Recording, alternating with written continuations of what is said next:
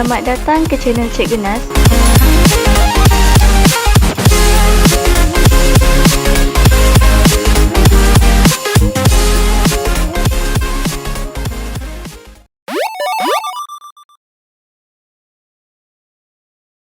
Bismillahirrahmanirrahim. Assalamualaikum warahmatullahi wabarakatuh. Okey. Ya. Jam telefon 11.30 pagi. Okey, insya-Allah kita dah boleh mulakan sesi PDPR kita pada hari ini. Okey, terlebih dahulu saya nak bertanyakan khabar. Apa khabar semua? Sihat alhamdulillah. Khabar baik. Alhamdulillah sihat juga. Khabar baik. Okey, kita geografi untuk mata pelajaran geografi jumpa pada hujung minggu kan. Dah seminggu sesi PDPR berjalan, barulah kita dapat jumpa. Okey, untuk hari ni baru separuh. Okey, baru separuh. Saya nak minta perhatian dan juga kerjasama semua. Okey, untuk pada masa yang akan datang, saya minta semua yang sertai Google Meet ni sila gunakan ID MOE. Okey, sebab saya nak elakkan waktu saya mengajar, saya terpaksa kecilkan skrin ni untuk admit bagi mana-mana ID yang tidak menggunakan MOE. Okay, jadi saya takut bila saya dah full screen, ada yang tak dapat nak masuk lagi lah. Lepas tu memang saya tak peduli dah tu. Sebab saya dah start kelas, benda ni dah full screen, saya dah tak tahu siapa yang masuk selepas tu. Okay, harap untuk masa yang akan datang sila gunakan ID MOE. InsyaAllah kita akan masuk kepada sesi pembelajaran kita. Okay, saya minta maaf sebab saya baru je habis kelas dengan tingkatan 2, 1 jam setengah dah kering tekak. Okay, saya akan cubalah untuk sambung 1 jam setengah lagi untuk tingkatan 3. Kita terpaksa berhenti juga 12.30. Okay. Okay, untuk hari ini insyaAllah kita akan masuk kepada tajuk seperti mana yang saya dah kongsikan sebelum ini, iaitu bab yang ke-7, kegiatan ekonomi di Malaysia. Cuba nak libatkan aktiviti kita semua. Okay, saya minta kerjasama semua minta kerjasama semua untuk bagi respon terhadap soalan-soalan yang saya ajukan. Okay, saya tak naklah nanti sesi PDP ni jadi macam satu hala, saya je yang cakap, yang lain diam. Entah ada yang online tidur, saya tak nak macam tu. Okay, sekurang-kurangnya temankan saya waktu PDP. Okay, boleh? Apa yang respon? Boleh? Okay. Boleh go. Walaupun minggu depan kita akan periksa. Okay, untuk makluman terlebih dahulu lah saya terangkan terus. Minggu depan peperiksaan hanya keluar soalan objektif dan struktur saja. Okay, saya ulang, soalan objektif dan struktur saja daripada bab 1 hingga bab 6 sahaja. Okey, yang keluar daripada bab 1 hingga bab 6 saja, objektif dan struktur. Dan jangan tanya lagi. Faham saya tak suka nanti sekarang esok nak exam tanya lagi, cikgu bab apa yang keluar. Itu maksudnya awak tak peka. Okay, awak tak cakna pada apa yang kita lakukan ni. Okey, kita sambung kepada sesi pembelajaran. Sebelum kita masuk kepada bab yang ke-7, kita lihat dahulu standard pembelajaran yang akan kita belajar dalam tajuk ni. Apa objektif kita belajar? Tengok dah ada lagi yang masuk ni. Okey, kita akan tengok kepada buku teks dulu. Okey, apa yang akan kita belajar? Objektif dia yang pertama, menjelaskan jenis kegiatan ekonomi primer, ekonomi sekunder dan juga ekonomi tertier. Okey, di Malaysia ada tiga jenis kegiatan ekonomi utama. Okey, iaitu ekonomi primer, ekonomi sekunder dan juga ekonomi tertier. Okey, itu objektif yang pertama, standard pembelajaran yang pertama. Kita ada lagi tiga lagi ni kita akan sambung untuk kelas sesi PDP yang seterusnya. Okey, saya tak nak campur banyak-banyak. Hari ini kita akan ambil satu saja dahulu, iaitu mengetahui jenis-jenis ekonomi yang terdapat di Malaysia melalui ekonomi primer, sekunder dan juga tertier. Okey, kita tengok dahulu induksi bab. Malaysia mengalami beberapa fasa perubahan struktur ekonomi sejak merdeka. Okay, yang mana kegiatan ekonomi adalah merupakan uh, satu pendapatan utama negara, okay, terhadap kita punya peningkatan taraf hidup di Malaysia. Okay, bergantung kepada sektor ekonomi. Sebab itu apabila contohnya saya ceritakan sedikit, apabila berlakunya kegawatan, okay, apabila berlakunya kejatuhan ekonomi, dia akan mempengaruhi semua sektor yang ada. Sebagai contoh, sebelum berlakunya pandemik COVID-19, kita juga telah pun terjadi berlakunya kegawatan ekonomi, yang mana kegawatan ekonomi itu telah pun merencatkan pertumbuhan ekonomi yang ada di Malaysia. Bila berlakunya ekonomi ini, kegawatan ini, ekonomi di Malaysia terganggu akibat kegawatan ekonomi ini bukan sahaja berlaku di peringkat negara kita, tetapi berlaku di peringkat antarabangsa, yang mana berlaku kegawatan ekonomi secara universal, yang mana Malaysia turut terkesan. Sebagai contoh, berlaku peperangan. Berlaku peperangan di beberapa negara, contohnya pengeluar minyak utama. Apa yang berlaku? Apa kesan dia kepada kita di Malaysia? Apa yang berlaku ialah Malaysia akan kehilangan permintaan, kehilangan permintaan terhadap pengeluaran sumber bahan mentah seperti petroleum. Sebab apa? Berlaku peperangan di negara lain. Negara lain menolak untuk membeli minyak daripada kita. Dia kata nak buat apa minyak? Tak guna pun sebab berlaku peperangan di merata-rata kawasan. Okey, contohnya berlaku bencana alam, berlaku kemarau, berlaku banjir, dan sekarang ni saya nak kaitkan dengan berlakunya pandemik COVID-19 yang sebenarnya telah pun menjejaskan keseluruhan kegiatan ekonomi terutamanya di Malaysia dan juga antarabangsa. Seperti mana yang kita dapat lihat apabila berlakunya pandemik COVID-19 ni telah pun menjejaskan banyak sektor. Contohnya sektor pelancongan, sektor perindustrian, sektor pendidikan sendiri. Okay, sebagai contoh, sektor perlombongan, petroleum, gas asli. Berlaku kejatuhan mendadak. Okay, berlaku kejatuhan harga yang mendadak terhadap keperluan-keperluan sektor ekonomi ini. Sebab apa? Satu dunia kenderaan tak bergerak pada satu ketika dahulu, tahun lepas, yang mana satu dunia kenderaan tak bergerak. Satu dunia kilang menutup operasi. Maksudnya gas asli, petroleum, arang batu tidak digunakan buat sementara waktu. Jadi apa kesan dia? Nanti kita akan tengok. Okay? Itulah tujuan kita nak mempelajari kegiatan-kegiatan ekonomi di Malaysia. Sebenarnya sebab tajuk dekat dalam buku teks ini tidak lagi melibatkan COVID. Okay? Jadi kita akan tengok kegiatan ekonomi yang ada dekat dalam buku teks ini, apa kesan dia apabila berlakunya COVID nanti. Okey? Okey, yang seterusnya kita akan tengok jenis kegiatan ekonomi di Malaysia ada 3. Okey, kita ada sektor primer, sektor sekunder dan juga sektor tertier. Okey, saya faham. Semua dah belajar dekat dalam mata pelajaran sains. Ada primer, sekunder dan tertier. Betul tak? Okey, dekat dalam sains, apa yang dimaksudkan dengan primer, sekunder dan tertier? Siapa nak respon?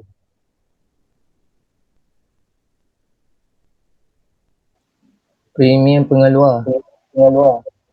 Premier pengeluar. Sekunder?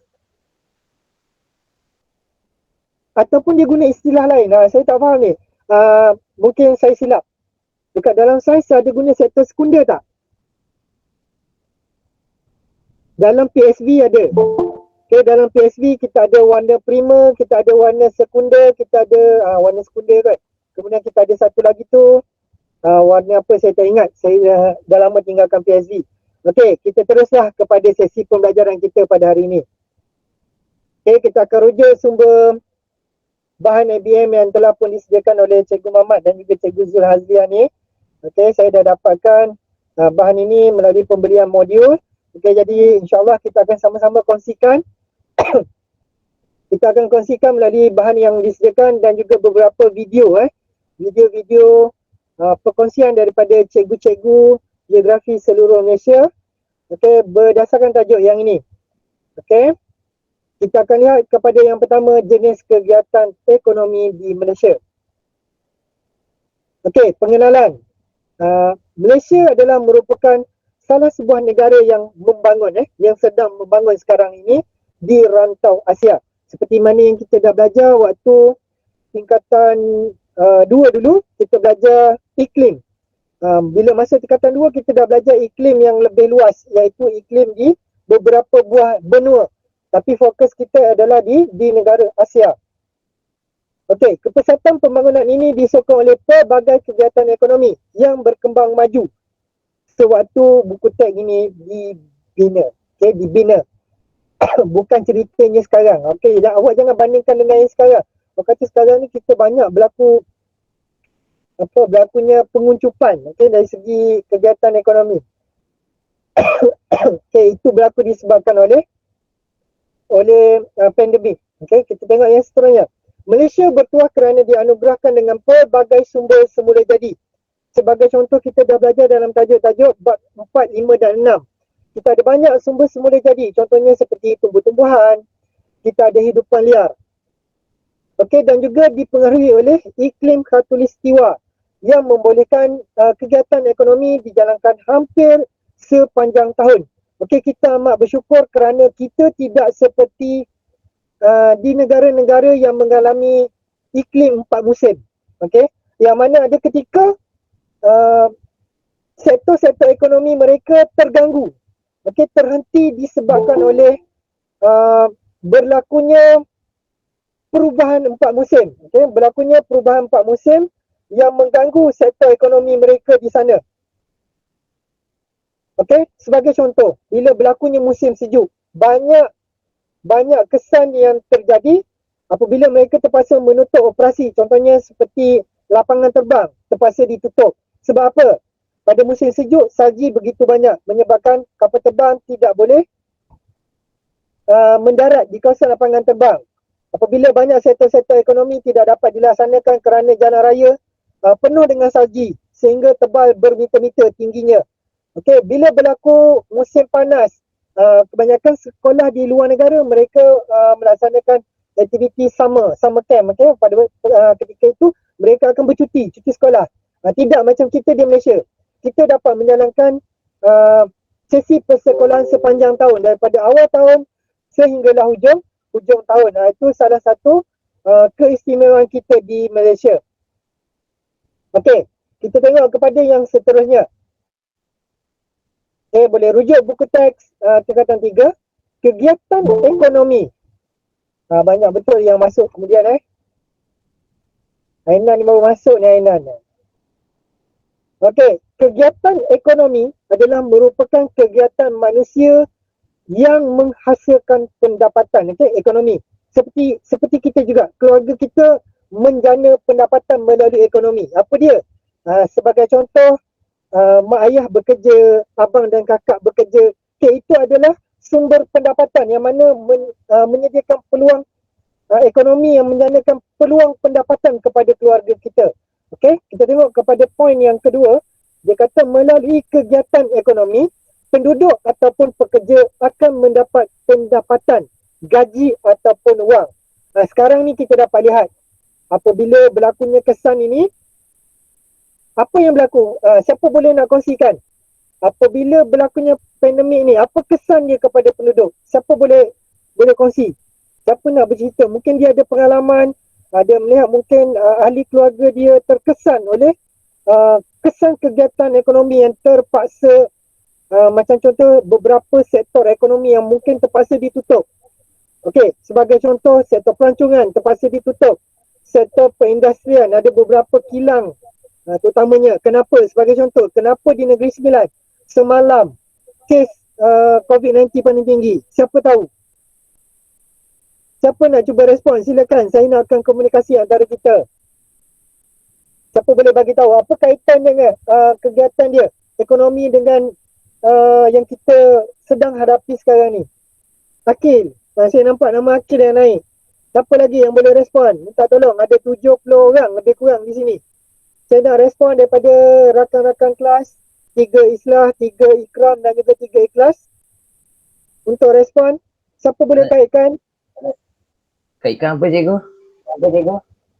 Siapa boleh kaitkan yang semalam tu dengan sektor ekonomi perindustrian yang berlaku, dah terjawab pula kan, yang berlaku dekat Negeri Sembilan. Itu apa yang memberi kesan akibat kes peningkatan COVID semalam. Apa kaitan dia? Ni nak cerita sektor ekonomi. Kluster di kilang. Betul. Iaitu kluster di Kelang. Sebenarnya sekarang ni kita terpaksa berhadapan dengan satu situasi di mana sektor ekonomi iaitu sektor perindustrian terutamanya di kawasan Seremban dan juga Senawang terjejas, terjejas yang mana beberapa buah kilang terpaksa ditutup, terpaksa ditutup disebabkan oleh berlakunya penularan COVID-19 antara pekerja-pekerja dia. Itu nak ceritakan berkaitan dengan mendapat pendapatan. Apabila kilang terpaksa ditutup, pekerja-pekerja kilang bekerja dengan pendapatan gaji hari. Kalau tak bekerja, maksudnya tiada gaji. Okey, saya nak mengambil kesempatan. Sebab itu, apa yang saya nak ialah kita lihat di sini peluang pekerjaan yang lebih baik. Okey, peluang pekerjaan yang lebih baik terutamanya dalam sektor ekonomi. Satu masa nanti carilah peluang pekerjaan yang melibatkan sektor awam. Okey, sebagai contoh, sektor awam apabila berlakunya pandemik sebegini. Okey, kerajaan tidak boleh nak membuang pekerja. Okey, apabila melibatkan sektor awam. Tetapi syarikat-syarikat swasta, kilang terutamanya, syarikat-syarikat besar sekalipun, sebagai contoh oil and gas, okey, yang melibatkan petroleum, cari gali minyak dan juga gas asli, mereka terpaksa mengurangkan pekerja. Kerana apa? Kerana ekonomi pada ketika ini telah pun berlaku kalau kita katakan sebagai berlaku penguncupan. Okey, berlaku penguncupan ni maksudnya tidak ada keuntungan sewaktu situasi yang berlaku sekarang. Sebagai contoh, oil and gas, mereka terpaksa memberhentikan begitu ramai pekerja. Sebab apa? Satu dunia penggunaan petroleum dan juga gas asli berkurangan. Jadi adakah perlu syarikat-syarikat ini syarikat-syarikat ini menggaji pekerja sedangkan keuntungan tidak ada? Jadi apa pilihan mereka?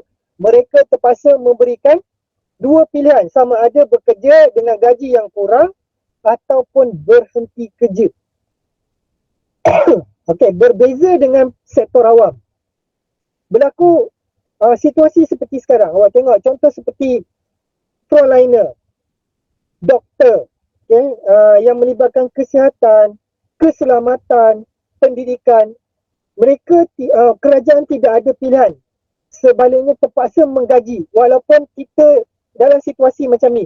Sebab itu ramai yang kata bila sampai pada waktu ketika ini ramai yang melihat, wah, untungnya bekerja dalam sektor awam. Okey, itu satu senario yang saya nak tunjukkan kepentingan kegiatan ekonomi. Semuanya sebenarnya saling bergantung. Tetapi nak ceritakan pada semua, inilah kebaikannya awak memilih sektor awam. Okey, awak ada masa lagi 2 tahun. Selepas SPM, awak akan ambil laluan pendidikan yang seterusnya. Di situlah awak akan mula membina awak punya perjalanan hidup. Awak nak jadi apa? Saya nak jadi doktor. Saya nak jadi polis. Saya nak jadi ahli bomba. Saya nak jadi guru. Ataupun mungkin saya nak bina syarikat sendiri. Tapi apa yang berlaku? Sekarang ni, bila berlaku pandemik COVID-19 macam ni, banyak syarikat terpaksa gulung tikar. Kerana apa? Nak dapatkan sumber kewangan susah. Nak bayar pekerja, pekerja pun tak datang. Pekerja tak dapat nak buat kerja. Jadi kita pun akan fikir, kenapa kita perlu bayar sedangkan pekerja tidak bekerja? Itu dari sudut sektor swasta. Okey, kita tengok. Poin yang ketiga. Okey, semakin berkembang kegiatan ekonomi sebuah negara, maka semakin banyak kemudahan infrastruktur dan juga semakin tinggi pendapatan penduduk, semakin maju negara tersebut. Okey, ini saya nak cerita dari segi sudut ekonomi. Okey, bila mana kita tengok bagaimana Malaysia membangun sekarang. Sebenarnya Malaysia, negara Malaysia membangun dengan macam mana dengan menggunakan sumber pendapatan yang dipinjam. Okey, saya tak guna istilah hutang yang dipinjam melalui bank negara.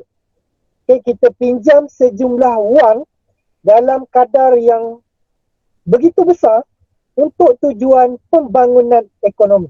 Okey, saya nak tarik respon daripada awak semua. Siapa boleh bagi maklum balas?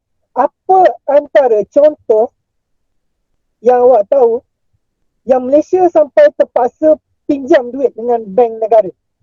Kita nak bangunkan negara Malaysia, kita tak ada duit sebenarnya. Kita tak ada jumlah duit yang besar. Kita tak dapat nak bangunkan KLCC tiba-tiba macam tu. Oh, kita tiba-tiba kata, wah, kita ada 5 bilion, kita bina KLCC. Kita ada 10 bilion, kita bina jalan raya. Siapa boleh bagi tahu? Silakan. Saya nakkan perkongsian secara lisan daripada anda semua. Silakan. Siapa yang ada ni, ada 70 orang lebih. Tolong respon. Fuad Najmi, silakan. Siapa nak respon? Aina Syazah ada. Memang jadi tarikan lah. Siapa Sektor lagi yang pelancongan ada? Pelancongan je kau. Tak kisah mana-mana. Ya, tak kisah. Mana-mana. Macam contoh, pelancongan ni melibatkan macam mana? Kenapa Malaysia kena pinjam duit? Untuk bina tempat toilet. Betul lah tu. Okay, sebagai contoh macam Luqman betul Luqman yang respon. Okay, sebagai contoh macam Luqman kata sektor pelancongan. Kita nak bina, macam contoh lah, kita nak bina sesuatu lokasi pelancongan. Kita tak ada sumber kewangan. Jadi apa yang berlaku ialah kita terpaksa pinjam daripada bank negara untuk bina satu tempat tu. Yang paling utama sebagai contoh lah, kita tengok sistem pengangkutan. Okey, sistem pengangkutan contohnya seperti ECRL. Okey, projek ECRL yang sekarang ni nak diteruskan, yang mana kita pinjam duit daripada negara-negara tertentu. Saya tak boleh nak sebut, jangan nanti kita kena ban pula kan. So, daripada negara-negara tertentu untuk dapatkan kemudahan dari segi kepakaran, dari segi teknologi dan juga dari segi sumber keuangan itu sendiri. Nak bina benda tu memerlukan jumlah yang begitu besar, berpuluh-puluh bilion. Malaysia tidak ada duit sebegitu banyak. Okey, jadi bagaimana cara mereka melakukan? Dengan cara meminjam. Okey, dari segi istilah pinjam tu, kita kena bayar dalam bentuk-bentuk yang tertentu. Ada cara bayar dengan duit. Ada cara dengan bayar pulangan yang berikutnya. Nantilah dia close dia susah sikit, bahaya Okey, jadi kita tengok yang seterusnya. Okey, jenis-jenis kegiatan ekonomi di Malaysia. Okey, yang pertama, sektor prima. Okey, sektor prima, bahasa mudah dia ialah merujuk kepada kegiatan yang mengeluarkan bahan mentah secara terus daripada sumber semula jadi. Okey, sebagai contoh, kita lihat sektor pertanian. Sektor pertanian, orang ambil kelapa sawit, orang ambil getah. Getah itu adalah bahan sumber semula jadi. Jadi itu adalah merujuk kepada kegiatan sektor prima, bahan mentah. Sektor prima. Manakala sektor sekunder merujuk kepada kegiatan yang menghasilkan produk ataupun barangan daripada bahan mentah yang diambil melalui sektor primer tadi. Kita ambil getah, kita jadikan produk, kita jadikan tayar kereta, kita jadikan sarung tangan getah, kita ambil kelapa sawit, kita proses jadikan minyak sawit, minyak masak. Itu dalam kategori sektor sekunder. Manakala sektor tertier merujuk kepada kegiatan yang menawarkan perkhidmatan. Contohnya kewangan, insurans dan juga pelancongan. Okay? Perkhidmatan ni macam mana? Perkhidmatan ni yang membekalkan khidmat kepada pelanggan. Sebagai contoh pendidikan, okay? Kerajaan menyediakan sekolah sebagai khidmat penyediaan kepada pelanggan. Pelanggan tu siapa? Pelanggan itu adalah murid-murid.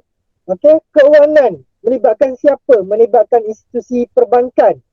Okey, dari segi menyediakan insurans, menyediakan peluang pinjaman kewangan, memberikan peluang penyediaan menyimpan duit.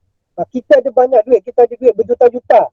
Kita simpan kat mana? Takkan nak simpan dekat rumah. Jadi kita gunakan perkhidmatan bank. Kita nak pergi melancong ke luar negara, itu juga adalah salah satu perkhidmatan. Penyediaan pakej umrah, penyediaan pakej pelancongan, penyediaan stesen komputer ERL, LRT, STAR, menyediakan khidmat pelancongan, agensi-agensi yang ditubuhkan syarikat-syarikat kecil seperti yang sebelum ini wujud dekat Giant di Sarawang, okey, dekat mana-mana pasar raya dia ada kios kecil tu, yang dia menawarkan peluang pakej pergi bercuti contohnya. Okey, itu sebahagian. Okey, saya tertarik nak tunjuk contoh video. Okey, kita tengok contoh video.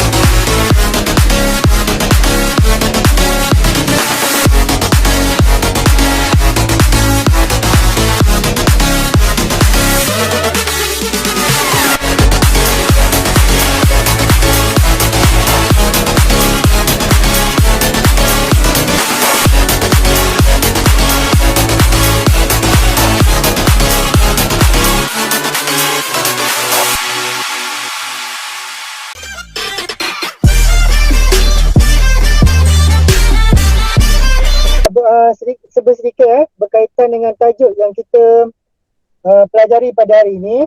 Okey, kita akan teruskan untuk tajuk ini. Okey, setakat ni ada sebarang soalan nak tanya? Silakan. Semua dapat tengok video tadi? Dapat cikgu. Dapat ego. Okey. Dapat ego. Ada soalan nak tanya? Okey, Cikgu nak kalau tanya. tiada kita tengok. Ya, saya. Silakan. Untuk apa tu? Sektor primer tu kan. Ya. Dia memang macam daripada potong pokok macam tu kan. Balak macam tu kan. Terus dikatakan sektor primer kan. Okey, bagus. Okey, soalan yang baik. Okey. Saya nak jelaskan di sini ialah begini. Sektor primer ini merujuk kepada sektor yang melibatkan sumber bahan mentah semula jadi. Okey, contohnya sumber bahan mentah ni benda yang masih lagi belum diproses. Sebagai contoh macam tadi, beberapa contoh video tadi, di awal permulaan dia tunjuk gambar pertanian. Okey, pertanian tu melibatkan apa? Pertanian padi, kelapa sawit. Contoh ini contoh-contoh. Padi, kelapa sawit, getah, koko, apa lagi? Siapa boleh respon lagi antara contoh pertanian? Kelapa, nenas dan sebagainya. Jadi benda tu adalah dalam kategori yang masih lagi belum diubah. Okay, jadi kita panggil dia dalam kategori sumber bahan mentah yang belum diproses. Okey, macam contoh pokok, balak tadi, pembalakan, ekonomi pembalakan, sektor pembalakan merupakan sektor primer sebab tadi pokok itu ditebang dan masih lagi belum diproses. Jadi pokok balak itu adalah merupakan bahan mentah semula jadi. Contoh yang seterusnya iaitu aktiviti perlombongan. Okey, contoh yang awak dapat lihat dekat dalam video tadi ialah perlombongan arang batu. Okey, itu adalah antara contoh bagaimana aktiviti arang batu dicari gali. Okey, kalau tak silap saya tak pasti tu video tu di Malaysia kalau tak silap. Okey, jadi arang batu ni duduk dekat dalam bumi. Okey, sumber mineral, bahan mineral yang duduk di dalam bumi. Jadi kita melakukan proses mengeluarkan arang batu. Jadi arang batu tu adalah sumber mineral bahan mentah. Okey, belum diproses, belum jadi apa-apa. Okey, yang jadi apa-apa tu maksudnya macam mana? Arang batu tu diambil, diproses jadi bahan bakar untuk penjanaan kuasa hidroelektrik. Itu dah masuk kategori sektor sekunder. Kita ambil petroleum. Okay? Sumber bahan mentah. Belum proses apa-apa. Angkut melalui pipe, bawa melalui kapal, pergi ke loji, diproses. Hantar ke stesen minyak. Petroleum tu dah jadi sektor sekunder. Minyak tu dah digunakan oleh penduduk. Dia dah bahan mentah yang telah pun diproses. Okey, emas. Kita melakukan cari gali emas. Emas yang kita dapat dekat dalam tanah, emas kita gali dekat dalam tanah.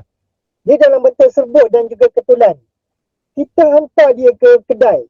Proses jadi cincin, jadi gelang, jadi barang-barang perhiasan. Itu dah masuk dalam sektor sekunder. Apa benda sekunder? Barang kemas tu adalah sektor sekunder. Okey, boleh faham ya Akil? Boleh cikgu. Jelas Okey, ada soalan lain yang nak bertanya? Terima kasih cikgu. Ya, sama. Silakan kalau ada yang lain yang nak bertanya. Tak ada? Okey, kalau tiada kita tengok kepada contoh-contoh jenis. Okey, di sini kita ada sektor primer. Okey, yang melibatkan kegiatan pertanian, perikanan. Okey, saya nak tanya, kenapa sektor perikanan masuk dalam primer? Sumber perikanan ini didapati daripada nelayan. Okay, nelayan pergi ke laut ataupun mungkin melalui aktiviti penangkapan ikan secara pukat di kawasan laut ataupun mungkin juga penyediaan ikan, penyediaan sumber-sumber ikan melalui pembelaan, penternakan ikan dalam sangkar dan sebagainya. Okey, dalam aktiviti pembalakan tadi saya dah jelaskan yang mana pokok-pokok balak ini ditebang, kemudian dibawa ke kilang, diproses jadi perabot. Okey, bila dia dah diproses jadi perabot, itu dah masuk dalam sektor sekunder. Ada jadi kerusi. IKEA ambil, ambil daripada heavier board, ambil jadi perabot. Itu dah masuk dalam kategori sektor sekunder. Kemudian pelombongan seperti yang saya dah jelaskan tadi. Dan juga penternakan. Ternak ayam, ternak lembu, ternak kambing. Itu bahan mentah. Sebab apa? Benda tu belum lagi diproses. Kambing, lembu, ayam, hantar ke kilang. Proses jadi daging burger. Proses jadi berbola daging. Proses jadi ayam gunting yang awak makan tu, yang jual yang jual kat kedai tu, itu dah masuk kepada sektor sekunder.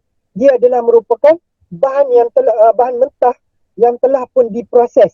Kita tengok kepada sektor sekunder, melibatkan pembuatan. Buat apa? Bahan mentah yang diambil daripada sumber semula jadi tadi diproses dalam pembuatan. Contohnya getah jadi tayar kereta tadi. Getah juga jadi sarung tangan plastik. Kemudian kita ambil getah juga mungkin jadi tilam. Kita ambil kertas jadikan pokok kita jadikan kertas.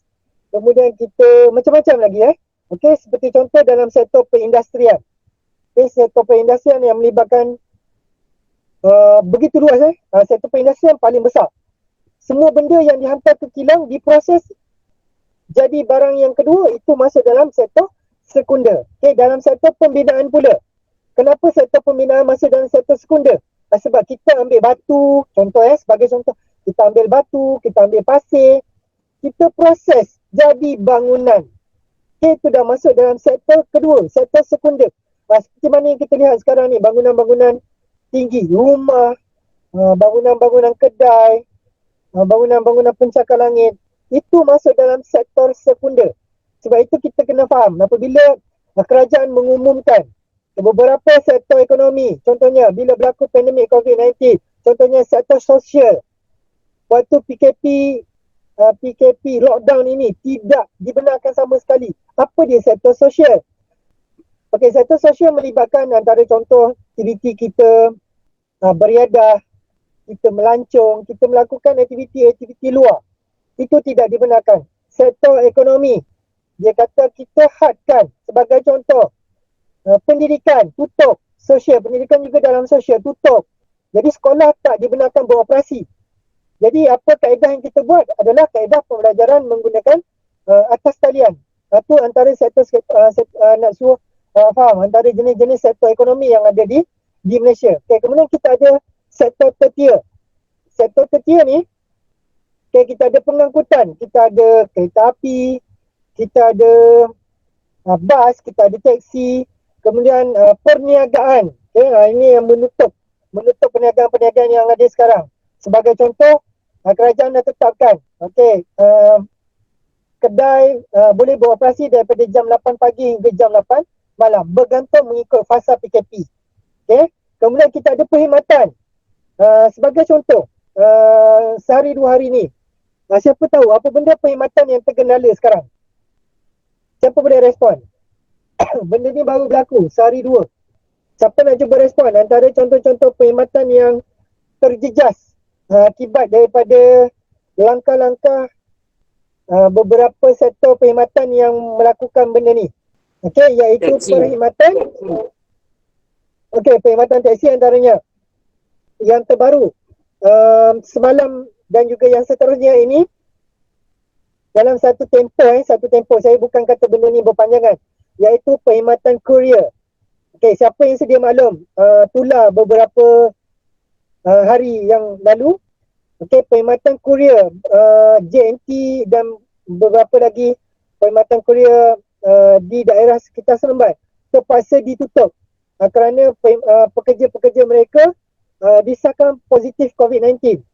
Jadi itu akan memberikan satu Impak. Ya, bagus. Satu impak dari segi proses penghantaran. Proses penghantaran yang terpaksa mungkin akan jadi lambat. Sepatutnya JNT sampai barang 2 hari. Tiba-tiba terpaksa sampai 2 minggu. Kenapa? Sebab perkhidmatan JNT terpaksa ditutup. Ya, Akil angkat tangan. Kenapa Akil? Jangan tertekan Okey, itu antara contoh perkhidmatan yang terganggu. Macam contoh kita lah, perkhidmatan kita. Okey, sekarang ni hospital dan juga kerajaan. Hospital dan kerajaan ni paling banyak terkesan.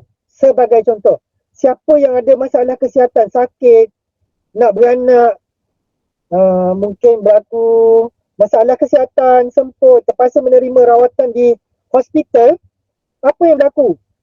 Semua pesakit yang nak pergi ke hospital, nak dapatkan rawatan, berada di dalam ward, semua orang wajib kena, siapa boleh bagi respon? Sebelum masuk ke ward, semua orang wajib kena buat apa? Kena swab test. Ya, betul. Okay, siapa yang nak masuk ke dalam ward, wajib kena buat swab test. Okay, kena buat swab test. Walaupun yang bersalin tu mungkin isteri, suami pun kena swab test. Jadi boleh nampaklah situ banyak kekangan dan juga impak dia kepada kita dan juga masyarakat. Okey, dari segi institusi kewangan juga menerima impak yang besar. Sebagai contoh, pada tahun lepas masa mula-mula PKP, bagaimana Perdana Menteri kita, bagaimana Perdana Menteri kita cuba untuk menyeimbangkan, disebabkan terlalu banyak sektor ekonomi terpaksa ditutup, pelancongan tutup, perindustrian tutup. Jadi apa langkah kerajaan buat? Kerajaan cuba untuk memberikan perkhidmatan moratorium. Apa moratorium kalau tak silap saya? Iaitu khidmat menghadkan bayaran pinjaman. Siapa yang buat pinjaman, dia akan berhentikan dahulu. Jadi pada masa ketika kita mengalami pandemik COVID-19 pada tahun lepas, ibu bapa kita kepada semua yang bekerja, yang ada membuat pinjaman, sebarang bentuk pinjaman dengan pihak bank, mereka akan mendapat khidmat, satu khidmat yang istimewa, iaitu tidak perlu membayar pinjaman tersebut dalam tempoh jangka masa 6 bulan. Jadi itu adalah salah satu kemudahan yang pihak kerajaan beri kepada masyarakat, nak elakkan daripada masyarakat terbeban. Sebab apa? Tak dapat pergi kerja, tapi dalam masa yang sama, sebagai contoh, terpaksa potong duit gaji. Sebab apa? Kerja tak kerja wajib kena bayar pinjaman, sebab kita buat pinjaman dengan pihak bank. Jadi kerajaan mengambil inisiatif, kita sekat benda tu. Kita bagi peluang pekerja-pekerja mendapat gaji penuh supaya kita dapat melangsungkan hidup. Kalau awak cuba bayangkan, kita tak dapat kerja, gaji disekat sebab tak bekerja. Dalam masa yang sama, bank potong duit pinjaman. Apa yang tinggal dekat dalam bank? Kita mungkin akan mengalami masalah lah. Sebab tak ada duit dalam bank. Dah kena potong. Duit tak ada. Tak boleh pergi ke kerja. Nak pinjam bank, duit dekat bank pun bank tak benarkan. Sebab apa? Sebab kita pun tak bekerja. Bank pun takut. Apa dia punya risiko bagi pinjaman duit dekat awak, tiba-tiba punya awak tak boleh bekerja. Jadi nak bayar balik macam mana? Bank pun tak berani bagi risiko. Okey, insurans. Kalau dulu, insurans ni lebih kepada insurans kesihatan, insurans kemalangan. Apa yang berlaku? Tiba-tiba COVID tidak ada dalam insurans. Sebab apa? Berlaku wabak penyakit yang datang kemudian daripada insurans yang kita sign. Okey, kemudian perkhidmatan pendidikan seperti yang sekarang lah. Perkhidmatan pendidikan yang kita laksanakan secara atas talian. Okey, itu adalah antara contoh-contoh perkhidmatan. Okey, contoh-contoh perkhidmatan dalam sektor tertiar. Okey, ada soalan setakat ni? Tak ada cikgu. Tak ada, cikgu. Tak ada. Okey, kalau tak ada, kita Tak ada, tengok video yang seterusnya.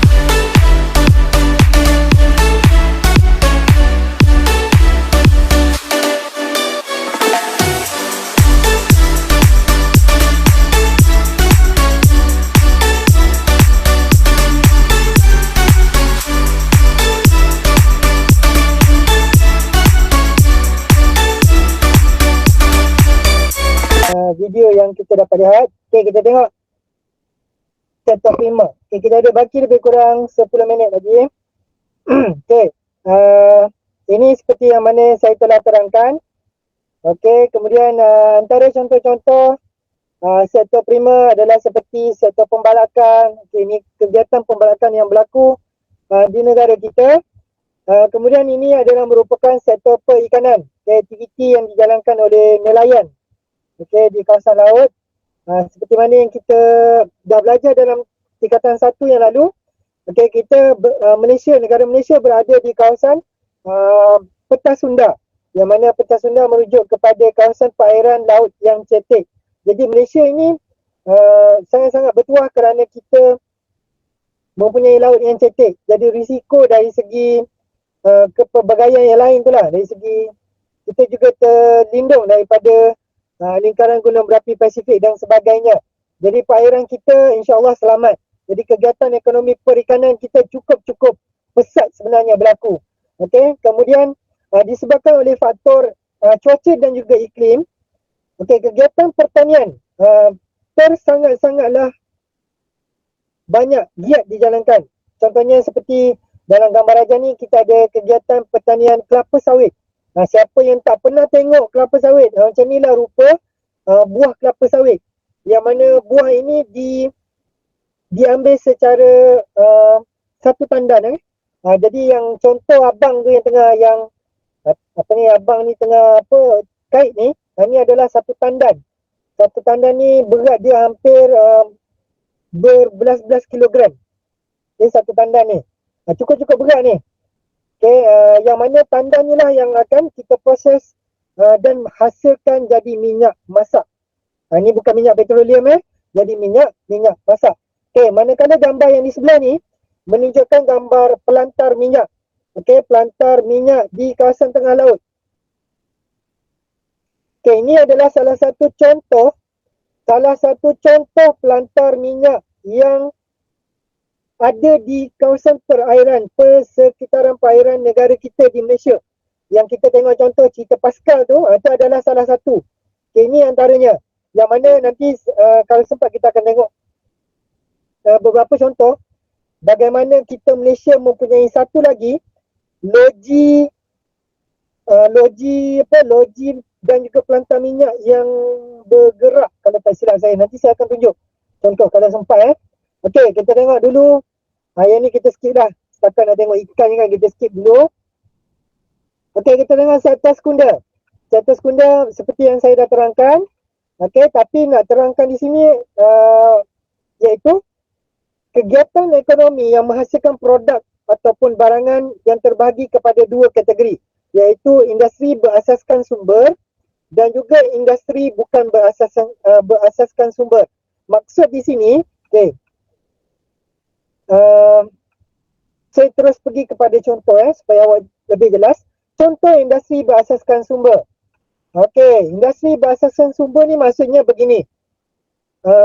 Industri yang dicipta tu, contohnya tayar, pembuatan minyak masak yang ada kat depan ni, pembuatan sarung tangan, pembuatan perabot, berasaskan daripada sumber semula jadi. Kita ambil bahan mentah, kita proses. Itu maksud dia, berasaskan sumber. Manakala contoh industri bukan berasaskan sumber pula merujuk kepada macam ni, industri yang melibatkan pembuatan kenderaan. Sebab dia industri yang memasang komponen-komponen. Dia bukan daripada bahan mentah. Contoh yang kedua, pembinaan perumahan. Ini sektor bukan berasaskan sumber. Diambil daripada sebab simen, besi dah jadi gabungan. Bukan daripada satu bahan je. Kemudian kita ada pembuatan barangan elektrik, melibatkan microchip, melibatkan litar, melibatkan semualah chip-chip yang awak dah belajar dalam RBT.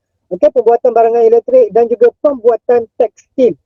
Pembuatan tekstil ni adalah merujuk kepada kain. Kain baju, fabric yang kita guna pakai. Itu sebagai contoh.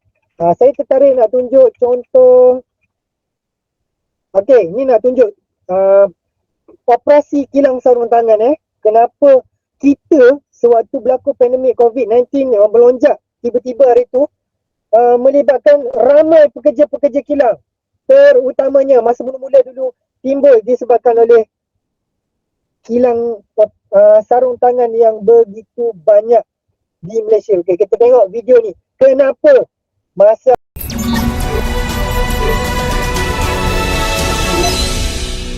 hari ini saya berkesempatan melawat antara kilang pengeluar sarung tangan getah terbesar di dunia, iaitu Hartalega, dan kita di negeri Selangor sangat beruntung sebab menjadi pilihan kepada Hartalega selama lebih daripada 30 tahun, sebenarnya hampir 30 tahun untuk bertapak dan melabur. Pertama di Bestari Jaya sebelum ini, kemudian mereka membuka pelaburan di sini, dan selepas ini ada lagi rancangan mereka untuk membuka kilang di Kuala Langat ataupun di Banting, dan dengan nilai pelaburan melebihi 3.5-3.6 bilion ringgit Malaysia. Apa yang menarik, Hartalega bukan hanya pengeluar produk barangan getah ataupun sarung tangan getah, tetapi kita dapat melihat bagaimana inovasi dan juga pelaburan mereka dalam bidang teknologi seperti pelaksanaan Internet of Things dan juga industri 4.0 yang saya kira boleh dimanfaatkan oleh pentadbiran kerajaan negeri, terutamanya melalui dana-dana seperti iktisas dan sebagainya untuk melatih pekerja-pekerja kita ke arah pekerja berkemahiran tinggi. Namun begitu, saya rasa pihak kerajaan negeri mengalu-alukan nilai pelaburan yang sangat besar, tetapi juga bermula kita harus merancang bagaimana nilai-nilai pelaburan ini bermanfaat untuk pembangunan sumber daya manusia ataupun modal insan di negeri Selangor dan Raya Sari.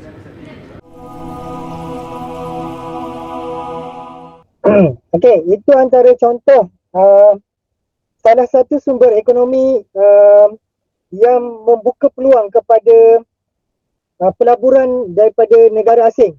Okay, yang mana dinyatakan dalam video tu sendiri, dia mencecah sehingga 3 bilion lebih. Okey, dari segi pelaburan. Yang mana kita dapat imbas balik pada apa yang berlaku pada tahun lepas. Begitu ramai pekerja-pekerja sarung tangan, tapi bukan yang Hartalega ni, okay, daripada syarikat, satu syarikat tu, yang mana pekerja dia ada lebih kurang hampir 16,000 orang. Jadi sebab itulah kita dapat lihat begitu tinggi kes COVID-19 berlaku pada tahun lepas disebabkan oleh akibat daripada pematuhan SOP yang tidak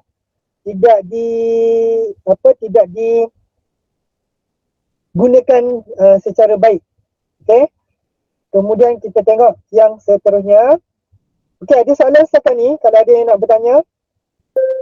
Tak ada. Tak ada Okey, alamak, saya punya sektor tertiar. Okey.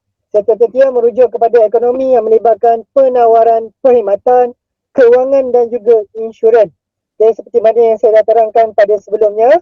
Okey, ini adalah antara contoh-contoh gambaran aktiviti perdagangan yang berlaku di kawasan pelabuhan. Ini mengangkut kontena. Dari segi perubatan, yang mana banyak sebenarnya kebaikan yang berlaku. Dari segi perubatan ni kita dapat memindahkan teknologi perubatan daripada luar negara ke Malaysia. Sebagai contoh, perkongsian bagaimana kita nak cegah COVID-19, bagaimana kita nak dapatkan maklumat berkaitan dengan penyelidikan dan pembangunan sesuatu sistem perubatan tu.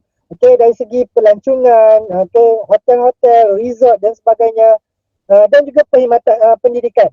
Pendidikan ni bukan sahaja di peringkat sekolah, tapi juga di peringkat yang lebih tinggi, di peringkat institusi pendidikan awam dan juga swasta. Okey. Saya habiskan dulu sampai sini. Okey. Kalau ada sebarang soalan boleh ajukan. Ada sebarang soalan dipersilakan. Okay, kalau kita ikutkan daripada buku teks ni, kita dah pun berjaya habiskan 7.1. Okay, sehingga muka surat 117. Okay, lihat pada aktiviti latih diri A tu. Okay, di situ dia minta nyatakan 3 jenis sektor ekonomi di Malaysia dan juga senaraikan 3 kegiatan ekonomi sektor tertia di Malaysia. Okay, saya harap melalui aktiviti pembelajaran PDPR kita pada hari ini. Okay, sebelum kita tutup sesi PDP kita pada hari ini, saya dah minta maaf saya dah tak dapat nak teruskan lagi. Tekak saya dah kering sebab dah 2 jam lebih saya bersuara, berkomunikasi. Okay, ada sebarang soalan kalau ada nak tanya, silakan. Cikgu, Ya, saya. untuk periksa pertengahan tahun, form 1 form 2 masuk tak? Baik. Okey. Saya jelaskan di sini untuk peperiksaan pertengahan tahun hanya keluar daripada tingkatan 3 sahaja, bab 1 hingga 6. Itu saja. Yang keluar untuk peperiksaan pertengahan tahun, bab 1 hingga 6, tingkatan 3 sahaja. Tingkatan 1 dan 2 tak ada. Tiada keperluan. Jelas ya? Terima kasih cikgu. Okey, sama. Okey, ada soalan lain?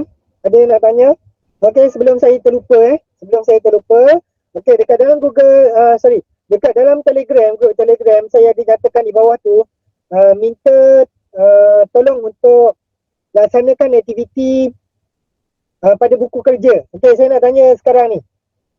Semua ada tak yang bawa balik buku kerja? Bawa ibu. Kalau yang bawa balik. Okey, kalau yang bawa balik boleh teruskan aktiviti tu, buat aktiviti di bawah tajuk 7.1 tu, iaitu jenis-jenis sumber ekonomi. Okey, kalau siapa yang rajin boleh terus buat pembacaan untuk tajuk-tajuk yang berikutnya. Nanti untuk kelas yang sesi pada masa akan datang, lebih mudah untuk saya sampaikan penerangan yang berikutnya. Sebab tajuk ekonomi ni mungkin ada masanya dia akan jadi satu yang agak tidak menyenangkan sebab dia agak boring. Mungkin peringkat awak tingkatan 3 mungkin tak sesuai untuk belajar ekonomi. Tapi saya akan cuba kaitkan dengan situasi semasa.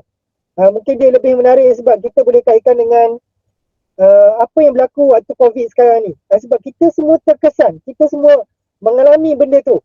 Jadi daripada peringkat kecil sehingga peringkat orang dewasa, sehingga peringkat orang yang tua, semua akan mengalami fasa tu. Jadi kita semua terpaksa mengetahui, terpaksa harung situasi yang ada sekarang. Jadi nak tak nak kita kena tahu ekonomi yang berlaku di negara kita di Malaysia khususnya sekarang ni. Okay, jadi nak tak nak kita kena faham baik-baik apa situasi yang berlaku sebenarnya sekarang ni.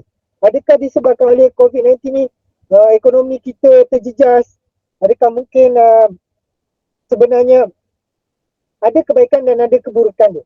Okay, dari segi sebagai contoh sebelum saya akhiri sesi pembelajaran pada hari ini, kita dapat lihat beberapa kebaikan dan juga keburukan adanya pandemik COVID-19. Sebagai contoh seperti yang saya dah terangkan dalam kelas sewaktu PDP kita di sekolah hari itu. Okey, bila berlakunya pandemik COVID-19, seluruh dunia memberhentikan beberapa sektor ekonomi mereka.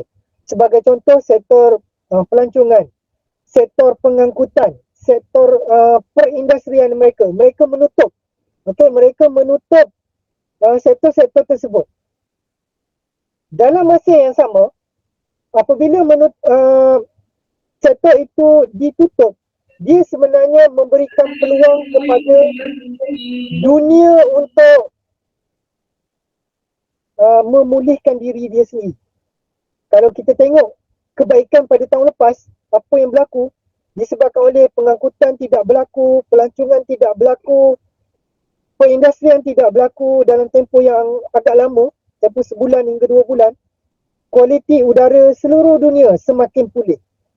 Kualiti air di sungai, di laut semakin baik.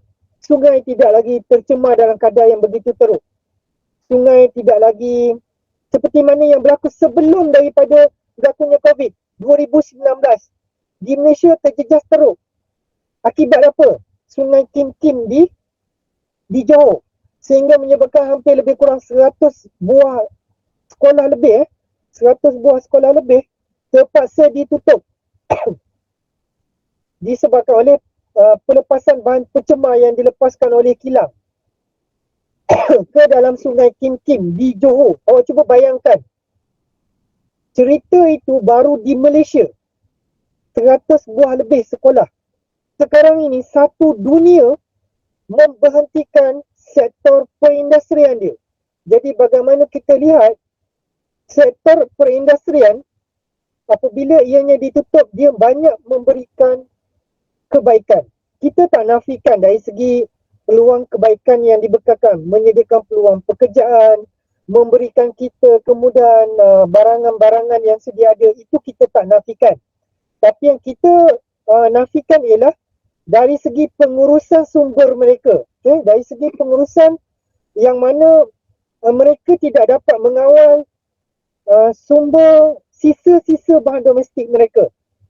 Bahan-bahan tercemar, minyak, asap dikeluarkan sewenang-wenangnya. Jadi itu sebenarnya yang memberikan kesan buruk kepada alam sekitar. Okay? Itu antara kebaikan dan juga keburukan dari segi pada mata kasar. Kita tak boleh kata, oh kalau macam tu cikgu, kita tutup semua kilang satu dunia. Kalau tutup kilang satu dunia, tak merasa kita nak pakai telefon, tak merasa kita nak pakai kereta, tak merasa kita nak pakai baju. Sebab apa? Kilang tak beroperasi. Tak merasa kita nak makan makanan yang sedap. Sebab apa? Kelapa sawit tak boleh nak diproses jadi minyak. Kita tak boleh nak dapatkan gas daripada pelantar gas, daripada oil and gas. Kita tak dapat nak guna elektrik. Sebab apa? Arang batu tidak digali.